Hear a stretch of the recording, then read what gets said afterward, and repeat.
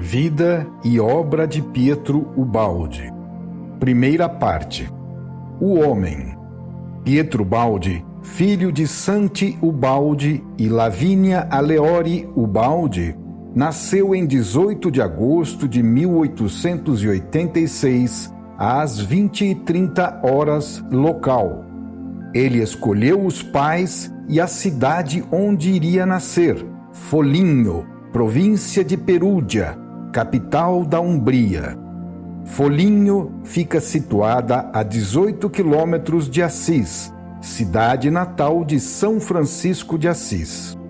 Até hoje, as cidades franciscanas guardam o mesmo misticismo legado à terra pelo grande Poverello de Assis, que viveu para Cristo, renunciando os bens materiais e os prazeres deste mundo. Pietro Ubaldi sentiu desde a sua infância uma poderosa inclinação pelo franciscanismo e pela boa nova de Cristo. Não foi compreendido, nem poderia ter sido, porque seus pais viviam felizes com a riqueza e com o conforto proporcionado por ela. A senhora Lavínia era descendente da nobreza italiana, única herdeira do título e de uma enorme fortuna, inclusive do Palácio Aleori Ubaldi. Assim, Pietro Aleori Ubaldi foi educado com os rigores de uma vida palaciana. Não pode ser fácil para um legítimo franciscano viver num palácio. Naturalmente, ele sentiu-se deslocado naquele ambiente, expatriado de seu mundo espiritual. A disciplina no palácio, ele a aceitou facilmente. Todos deveriam seguir a orientação dos pais e obedecer-lhes em tudo, até na religião. Tinham de ser católicos praticantes dos atos religiosos, realizados na Capela da Imaculada Conceição, no interior do palácio. Pietro Ubaldi foi sempre obediente aos pais, aos professores, à família e, em sua vida missionária, a Cristo. Nem todas as obrigações palacianas lhe agradavam, mas ele as cumpriu até a sua total libertação. A primeira liberdade deu-se aos 5 anos, quando solicitou de sua mãe que o mandasse à escola, e aquela bondosa senhora atendeu o pedido do filho. A segunda liberdade, verdadeiro desabrochamento espiritual, aconteceu no ginásio, ao ouvir do professor de ciência a palavra evolução. Outra grande liberdade para o seu espírito foi com a leitura de livros sobre a imortalidade da alma e a reencarnação, tornando-se reencarnacionista aos 26 anos. Daí por diante, os dois mundos, material e espiritual, começaram a fundir-se num só. A vida na Terra não poderia ter outra finalidade além daquelas de servir a Cristo e ser útil aos homens. Pietro Ubaldi formou-se em Direito, profissão escolhida pelos pais, porém jamais exercida por ele, e também em Música, oferecimento também de seus genitores. Autodidata, tornou-se poliglota, falando fluentemente inglês, francês, alemão, espanhol, português e conhecendo bem o latim. Mergulhou nas diferentes correntes filosóficas e religiosas, destacando-se como um grande pensador cristão em pleno século XX. Ele era um homem de uma cultura invejável, o que muito lhe facilitou o cumprimento da missão. A sua tese de formatura na Universidade de Roma foi sobre a emigração transatlântica, especialmente para o Brasil, muito elogiada pela banca examinadora e publicada num volume de 266 páginas pela editora Hermano Loescher Companhia. Logo após a defesa dessa tese, o senhor Santi Ubaldi deu-lhe como prêmio uma viagem aos Estados Unidos durante 6 meses.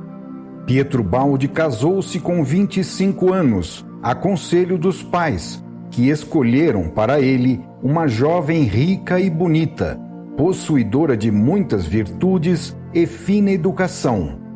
Como recompensa pela aceitação da escolha, seu pai transferiu para o casal um patrimônio igual àquele trazido pela senhora Maria Antonieta Solfanelli Ubaldi.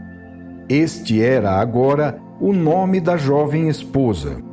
O casamento não estava nos planos de Ubaldi, somente sendo justificável porque fazia parte de seu destino.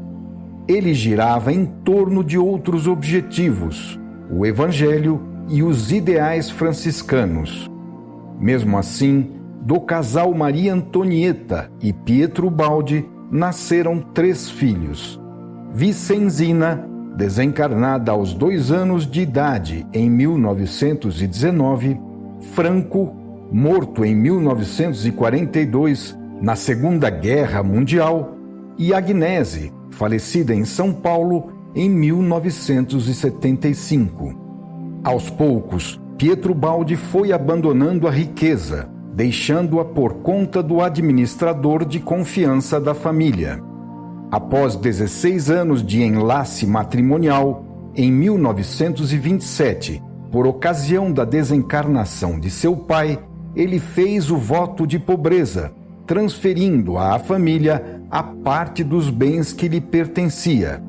Aprovando aquele gesto de amor ao Evangelho, Cristo lhe apareceu. Isso foi para ele a maior confirmação do acerto de sua atitude. Em 1931, com 45 anos, Pietro Baldi assumiu uma nova postura, estarrecedora para seus familiares, a renúncia franciscana. Daquele ano em diante, iria viver com o suor de seu rosto e renunciava a todo o conforto proporcionado pela família e pela riqueza material existente. Fez concurso para professor de inglês, foi aprovado e nomeado para o Liceu Tommaso Campagnaglia, em Módica, Sicília, região situada no extremo sul da Itália, onde trabalhou somente 1 ano letivo. Em 1932, fez outro concurso e foi transferido para a Escola Média Estadual Ottaviano Nelli, em Gubbio, ao norte da Itália, mais próximo da família. Nessa urbe, também franciscana, ele trabalhou durante 20 anos e fez dela a sua segunda cidade natal, vivendo num quarto humilde de uma casa pequena e pobre, a pensão do casal Norina e Alfredo Pagani, na rua Del Flurni, número 4, situada na encosta da montanha. A vida de Pietro Baldi teve 4 períodos distintos, conforme relatado no livro Profecias, Gênese da segunda obra. O primeiro, dos 5 aos 25 anos, que foi o período de formação. O segundo, dos 25 aos 45 anos, que foi o período de maturação interior, espiritual, na dor. O terceiro, que vai dos 45 aos 65 anos, no qual foi produzida conceitualmente a obra italiana. E o quarto, dos 65 aos 85 anos, no qual sua missão se concretizou com a realização da obra brasileira. Segunda parte. O missionário. Na primeira semana de setembro de 1931, depois da grande decisão franciscana, Cristo novamente lhe apareceu, e desta vez acompanhado de São Francisco de Assis. Um à direita e outro à esquerda, fizeram companhia a Pietro Baldi durante 20 minutos em sua caminhada matinal na estrada de Colle Umberto. Estava, portanto, confirmada sua posição. Em 25 de dezembro de 1931, chegou-lhe de improviso a primeira mensagem, a mensagem de Natal. Por intuição, ele sentiu que estava aí o início de sua missão. Outras mensagens surgiram em novas oportunidades, todas com a mesma linguagem e conteúdo divino.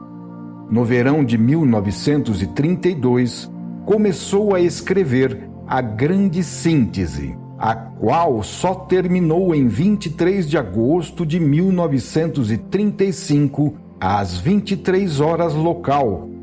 Esse livro, com 100 capítulos, escrito em 4 verões sucessivos, foi traduzido para vários idiomas. Somente no Brasil já alcançou 15 edições. Grandes escritores do mundo inteiro opinaram favoravelmente sobre A Grande Síntese. Ainda outros compêndios, verdadeiros mananciais de sabedoria cristã, surgiram nos anos seguintes, completando os 10 volumes escritos na Itália. Primeiro, Grandes Mensagens. Segundo, A Grande Síntese, síntese e solução dos problemas da ciência e do espírito. Terceiro, As Noures, técnica e recepção das correntes de pensamento. Quarto, A Sese Mística. Quinto, História de um Homem. Sexto, Fragmentos de Pensamento e de Paixão. Sétimo, A Nova Civilização do Terceiro Milênio. Oitavo, Problemas do Futuro. Nono, Ascensões Humanas. Décimo, Deus e Universo. Com este último livro, Pietro Baldi completou sua visão teológica, além de profundos ensinamentos no campo da ciência e da filosofia. A Grande Síntese e Deus e Universo formam um tratado teológico completo que se encontra ampliado, esclarecido mais pormenorizadamente em outros volumes escritos na Itália e no Brasil, a segunda pátria de Ubaldi. O Brasil é a terra escolhida para ser o berço espiritual da nova civilização do terceiro milênio. Aqui vivem diferentes povos, irmanados, independentes de raças ou religiões que professem. Ora, Pietro Baldi exerceu um ministério imparcial e universal, e nenhum país seria tão adaptado à sua missão quanto a nossa pátria. Por isso o destino quis trazê-lo para cá e aqui completar sua tarefa missionária.